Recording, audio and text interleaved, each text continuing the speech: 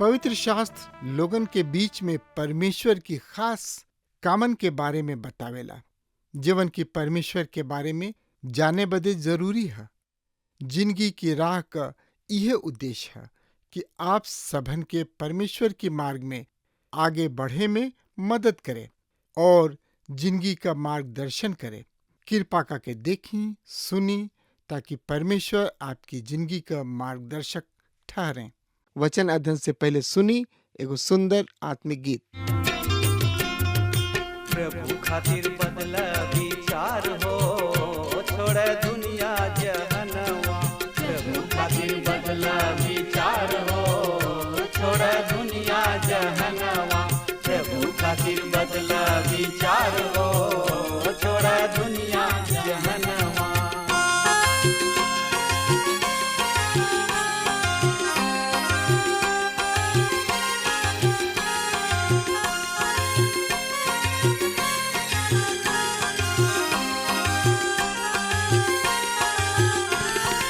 मनवा बदल बात बड़ा सुख पैबा। मनवा बदल बात बड़ा सुख पैबा। नाही त पीछे तू नरका में जइबा। नाही त पीछे तू नरका में जइबा। नाही त पीछे तू नरका में जइबा। स्वर्ग के खुलल बा दरबार हो, छोड़ दुनिया जहनवा। स्वर्ग में खुलल बा दरबार हो, छोड़ दुनिया जहनवा। प्रभु खातिर बदला विचार हो, छोड़ दुनिया जहनवा।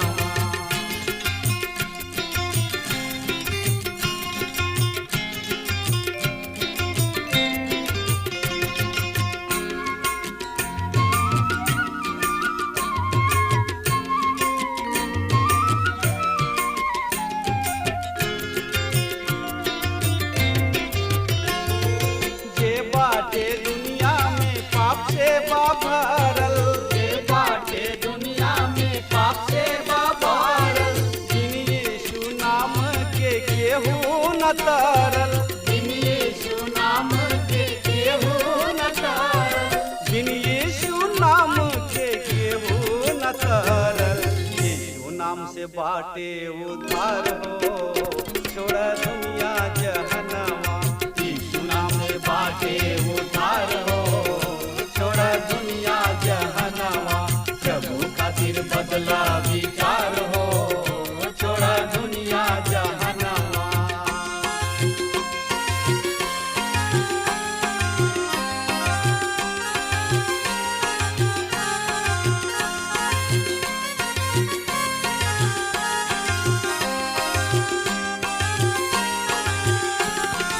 जब रउआ चाहिए जिंदगी सुधारे। जब रउआ चाहिए जिंदगी सुधारे। प्रेमी यीशु के आई जा दुआरे। प्रेमी यीशु के आई जा दुआरे। प्रेमी यीशु के आई जा दुआरे। गले से लगई है करी है प्यार हो, छोड़ दुनिया जहनवा। गले से लगई है करी है प्यार हो, छोड़ दुनिया जहनवा। यीशु खातिर बदला विचार हो, छोड़ दुनिया जहनवा। प्रभु खातिर बदला विचार हो, छोड़ दुनिया जहनवा। प्रभु खातिर बदला विचार हो, छोड़ दुनिया जहनवा। पिछला अध्याय में हमनी के देखले रही जा और उ सब कुछ जौन प्रभु यीशु मसीह कैलन हमनी के ओसन बन या नखी जा कर सकत। पर यदि हमनी के प्रभु यीशु मसीह के तरी पिता परमेश्वर के इच्छा के सर्वोच्च स्थान दे जा और ओकरा के पूरा करे के तत्पर हो जाई जा, तो हमनी के ओसे ही चल सकतानी जा जैसे ऊ चलत रहन। सुसमाचार दिहला के बाद अक्सर ई पूछल जाला कि का रुआ आपन जिंदगी प्रभु यीशु मसीह के देले बानी, और एह बात के माने अलग अलग लगावल जाला। पर यूहन्ना बतलावताने कि एकर अर्थ प्रभु यीशु मसीह से प्रेम कइल। त आई एकरा बारे में विस्तार पूर्वक देखी जा। त एकरा बारे में जानकारी खातिर रुआ हमारा संगे आपन पवित्र शास्त्र बाइबल निकाल लेनी हाँ। तो ओहमे देखी पहला यूहन्ना 2:7 एह तरी से बता रहल बा। हे प्रिय लोग, हम तोहनी लोग के कोनो नया आज्ञा नहीं लिखत, पर उहे पुराना आज्ञा जवन की शुरू से तोहनी लोग के मिलल बा। ई पुराना आज्ञा उ वचन ह जवना के तोहनी लोग सुन ले बाड़ा। हाँ श्रोता मित्र भाई बहन, उहे पुराना आज्ञा जौन की शुरू से तोहनी लोग के मिलल बा। इहवा कौना शुरू के चर्चा कइल जा रहल बिया। यूहन्ना के पत्री में शुरू के अर्थ प्रभु यीशु मसीह के देह धारण से बा।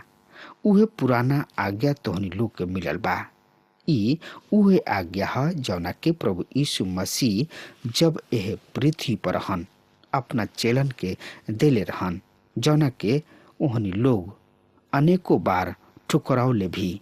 उदाहरण के खातिर यूहन्ना रचित सुसमाचार 13:34 और 35 में हमनी के पावतानी जा।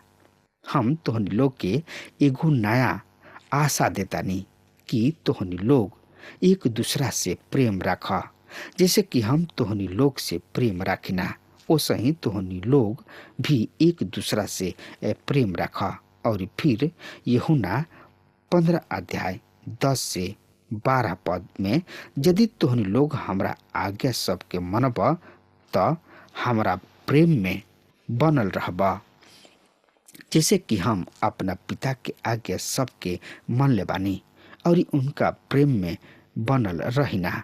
हम ई बात तोहनी लोग से ऐसे कहतानी कि हमार आनंद तोहनी लोग में बनल रहे और तोहनी लोग के आनंद पूरा हो जाए। हमार आज्ञा ई है कि जैसे हम तोहनी लोग से प्रेम रखनी, वही तरी तोहनी लोग भी एक दूसरा से प्रेम रख। प्रिय श्रोता मित्र भाई बहन, यूहन्ना कहताणे उहे पुराना आज्ञा जौन कि हम तोहनी लोग के दे रहल बानी, ई उहे वचन है जबकि प्रभु यीशु मसीह ए पृथ्वी पर रहन शिक्षा देले रहन। यूहन्ना आगे कहताणे पहला यूहन्ना 2:8 में एह तरी से सुनी ध्यान से हम ए पद के पढ़ रहल बानी। फिर भी हम तोहनी लोग के नया आज्ञा लिखतानी और ई ओह में और तोहनी लोग में सच्चा ठहरेले, काहे कि अंधकार मिटत जाला और सत्य के ज्योति अब चमके लागल बिया। हाँ श्रोता मित्र भाई बहन, ई नया आज्ञा ओ विश्वासी सबके काहे दिहल गइल जौन की पवित्र आत्मा द्वारा नया जन्म पौले और जौना में पवित्र आत्मा के वास बा।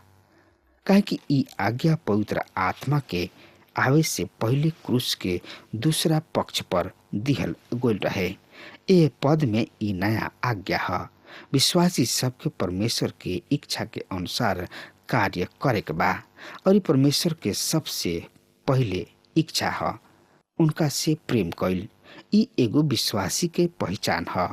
एगो विश्वासी परमेश्वर के इच्छा पूरा करे से आनंदित होले, काहे कि ई कहल गइल बा कि अंधकार मिटत चल जाला और सत्य के ज्योति अभी चमके लागल बिया।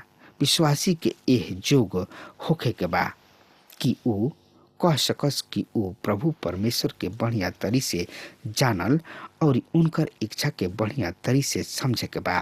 परमेश्वर के संतान के दिन प्रतिदिन उनका वचन में आगे बढ़े के बा। लिखित वचन ऊ जीवित वचन अर्थात प्रभु यीशु मसीह के प्रकट करले और उहे जिंदगी के रोटी और जिंदगी के पानी हवे। अगर हमनी के उनका में से ना खाई न जा त हमनी के भूखे मुँह जाइब जा। वर्तमान समय में विश्वासी सब के एगो बड़ संख्या कुछ नियम और कायदा सब के पालन करे के कोशिश में लागल बाड़े। उनकर व्यवहार एगो कंप्यूटर के तरी हो चुकल बा।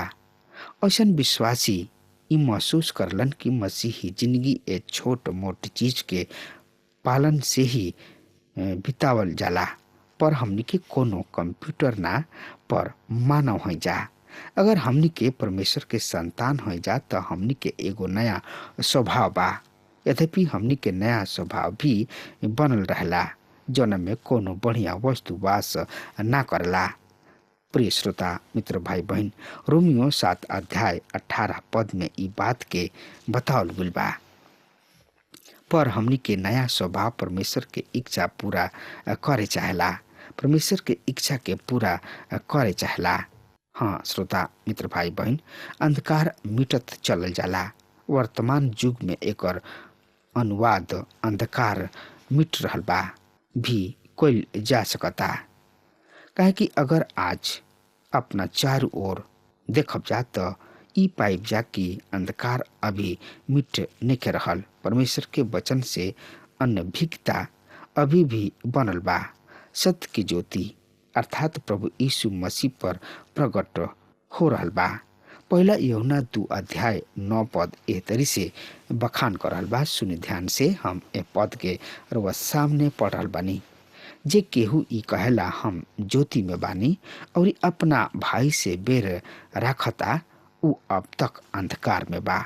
हाँ श्रोता मित्र भाई बहन, बतौर परमेश्वर के संतान ई असंभव बा कि हमनी के ज्योति में बानी जा और हमनी के अपना भाई से बेर राखतानी जा। तो एकर अर्थ कि हमनी के विश्वास में कुछ मूलभूत कमी सब पावल जाला। ई संभव बा कि कुछ विश्वासी सबके तौर तरीका आपत्तिजनक बा। हो सकता कि कुछ विश्वासी सबके आदत असही होखे जौना के हमनी के पसंद ना करत होखी न जा। पर ओहनी लोग से बेर रखला के मतलब है कि हमनी के अभी भी अंधकार में बानी जा। अपना साथी विश्वासी से द्वेष रखल ये बात के प्रमाण है कि हमनी के ज्योति में ना पावल जाए न जा। हमनी के ये बात के हमेशा स्मरण रखे के चाहिए। एगो ऐसन अंधकार भी बा जौना में सब मनुष्य के उत्पत्ति भइल। ए अंधकार के विषय में पौलुस कहताने इफिसियो 4 अध्याय 18 पद में, काहे कि ओहनी लोग के बुद्धि अंधेरी हो गइल बिया और ओ अज्ञानता के कारण जौन की उनका में बा और उनका मन के कठोरता के कारण वो परमेश्वर के जिंदगी से अलग कैले बने। हाँ श्रोता मित्र भाई बहन, स्वभाव से मनुष्य के ई दशा है, पर हमनी के ई दंड ओहनी लोग के खातिर नहीं खे जौन की हमनी के स्वभाव है और दंड के आज्ञा के कारण ओहनी लोग के बुरा काम रहे। यूहन्ना 3 अध्याय 19 पद से याद दिलावताने। एकरा के याद रखल बहुत ही महत्वपूर्ण बा। हमनी के जवाब दे ऐसे नहीं जा कि हमनी के स्वभाव से ही पापी बानी जा, वरन हमनी के जवाब दे ऐसे बानी जा कि हमनी के ओह मुक्ति दाता के अस्वीकार कर न जा। हमनी के जवाब दे नहीं जा काहे कि हमनी के अंधकार के पैदाइशी हैं जा। हमनी के जवाब दे नहीं जा काहे कि हमनी के समझ अंधेरी हो गइल बिया। हमनी के जवाब दे हैं जा अगर हमनी के ओ ज्योति के अस्वीकार करतानी जा जौन की परमेश्वर के वचन के द्वारा हमनी किने आवेला। अगर हमनी के ज्योति में चलतानी जा तो ई अंधकार के दूर भगा देही। हाँ श्रोता मित्र भाई बहन, एकर भेद वाली किरण सबसे मुंह मोड़े के बजाय एकरा के अपना दिल के भेदे दीही। अगर कोनो मनुष्य लगातार यह ज्योति के अस्वीकार करता तो एक दिन ऐसा आई जब परमेश्वर यह ज्योति के पूरा तरी ओकरा से दूर कर दीही, अन्यथा वो आदमी रोशनी से झुलस जाई। एसाव यही तरीके आदमी रहन। उनकर रंग ताबई रहे, उनकर चमड़ा झुलसल रहे। उ ना सिर्फ शारीरिक रूप से झुलसल रहन बल्कि आत्मिक रूप से भी झुलसल रहन। उ आत्मा जौन की प्रभु यीशु मसीह के आपन उद्धारकर्ता स्वीकार ना करले, यही तरी झुलसल गोइल बा जौन तरी एसाव रहन। हमनी के अंधकार में बानी जा या ना, ई पर के खातिर यूहन्ना हमनी के एगो जांच करे चाहताने। ई जांच एह तरी से बा। पहला यूहन्ना 2 अध्याय 10 और 11 पद एह तरी से बता रहल बा, जे केहू अपना भाई से प्रेम रखेला और ज्योति में रहेला और ठोकर नइखे खा सकत, पर जे केहू अपना भाई से बैर रखेला उ अंधकार में बा और अंधकार में चलला और ना जानेला कि कहवा जाला, काहे कि अंधकार ओकर आँखी आन्हर क देले बा। हाँ श्रोता मित्र भाई बहन, जब प्रभु यीशु मसीह इस संसार में रहन, उ कहले, जगत के ज्योति हम हई, जे हमरा पीछे होली ही उ अंधकार में ना चली पर जिंदगी के ज्योति पाई। हाँ श्रोता मित्र भाई बहन, हमनी के ए बात के जरूरी बा कि हमनी के यूहन्ना के ए जांच के अपना जिंदगी में लागू करी। का हमनी के सही में प्रभु यीशु मसीह पर भरोसा रख सकतानी जा? का उ हमनी के ज्योति हमें? का प्रभु उ आदमी हमें जौन की उ मार्ग देखावस, जौना से अपना भाई सबसे बैर ना करे? ऐसन हो सकता। कुछ ऐसन विश्वासी होले जेकर आदत हमनी के ना पसंद करत हो कि न जा। कुछ ऐसन भी होले जौना के रुख हमनी के पसंद न आवेला। हो सकता कि हमनी के व्यक्तित्व ऐसन होखे जौन की अन्य लोगन से टकरात होखे, पर एकर मतलब ई नइखे कि हमनी के उनका से घृणा करी जा। हाँ श्रोता मित्र भाई बहन, यूहन्ना के ई कथन आश्चर्यजनक ह। जे केहू अपना भाई के आँख आंधर क देला, अगर हमनी के निश्चित रूप से ई जाने चाहतानी जा कि हमनी के परमेश्वर के संतान हई जा या ना, तो हमनी के एह जांच के अपना जिंदगी में लागू करे के होई। अगर हमनी के अपना भाई से बैर रखतानी जा तो हमनी के अंधकार में चल रहल बानी जा। अगर हमनी के अपना भाई सबसे प्रेम करतानी जा तो हमनी के ज्योति में चल रहल बानी जा। प्रिय श्रोता मित्र भाई बहन, जिंदगी एगो त्रिभुज के तरी बा। ए त्रिभुज में ऊपरी कोण पर परमेश्वर बाणे और परमेश्वर के ज्योति हमनी के दिल में और परमेश्वर में यहाँ से आवेला। परमेश्वर के प्रति हमनी के प्रेम ऊपर जाला। हमनी के उनका से प्रेम करी न जा, काहे कि वो हमनी से पहले प्रेम कइलन। अगर हमनी के यहाँ ज्योति में चल रहल बानी जा त एकर मतलब ह कि हमनी के अपना भाई सबसे प्रेम भी रख सकतानी जा। हमनी के ई नइखी जा कह सकत कि हमनी के परमेश्वर से प्रेम और अपना भाई से बैर रखतानी। ऐसन कइल संभव नइखे। और आगे चल के यूहन्ना एकरा के बिल्कुल स्पष्ट कर देताने। उ विश्वासी सब के 3 गो श्रेणी के संबंध में रखताने। त का रखताने और बतावताने। पहला यूहन्ना 2 अध्याय 12 पद एह तरी से बखान कर रहल बा, हे बालक सब, हम तोहनी लोग के ऐसे लिखतानी कि उनका नाम से तोहनी लोग के पाप क्षमा भइल बा। हाँ मित्र, उनका के जौना के यूहन्ना हे बालक सब कह के संबोधित कर रहल बने, पुकार रहल बने, समस्त विश्वासी सब के इंगित करताने। मसीहत जौना आधार पर भरोसा रखेला उ ह प्रभु यीशु मसीह के खून के द्वारा पाप सबके क्षमा। उनका नाम से तोहनी लोग के पाप क्षमा भइल। कुछ मसीही हे बालक सब कह के अवस्था में बनल रहेलन और कभी ए श्रेणी से बहरी न आवेलन। यूहन्ना अब दूसरा श्रेणी के ओर बढ़ताणे। पहला यूहन्ना 2:13 हे पितरो लोग, हम तोहन लोग के ऐसे लिखतानी कि जेवन शुरू से बा तू ओहनी लोग के जानतड़ा। हे जवान लोग, हम तोहनी लोग के ऐसे लिखतानी कि तोहनी लोग ओ दुष्ट पर जय पौले बड़ा। हे बालक लोग, हम तोहनी लोग के ऐसे लिखतानी कि तोहनी लोग पिता के जान गुल बड़ा। हाँ श्रोता मित्र भाई बहन, पितरो सब से तात्पर्य ओ संत सब से बा जौन की प्रभु यीशु मसीह के बरिसों से जानेलन और उनका में बढ़त और परिपक्व होत गोल बने। कुछ व्याख्याकार सबके ई व्यक्तिगत विचार बा कि दाऊद भजन संहिता 23 लिखले तब वो बूढ़ हो चुकल रहले। एगो नौजवान चरवाहक के रूप में ऊ एह तरीके भजन ना लिख पावले, काहे कि ई एगो ऐसन भजन है जौन की जिंदगी के उतार चढ़ाव से पैदा होके निकलल बा। दाऊद हर तरीके समस्या और संकट के सामना कैलन और परमेश्वर के संगति में बनल रहले।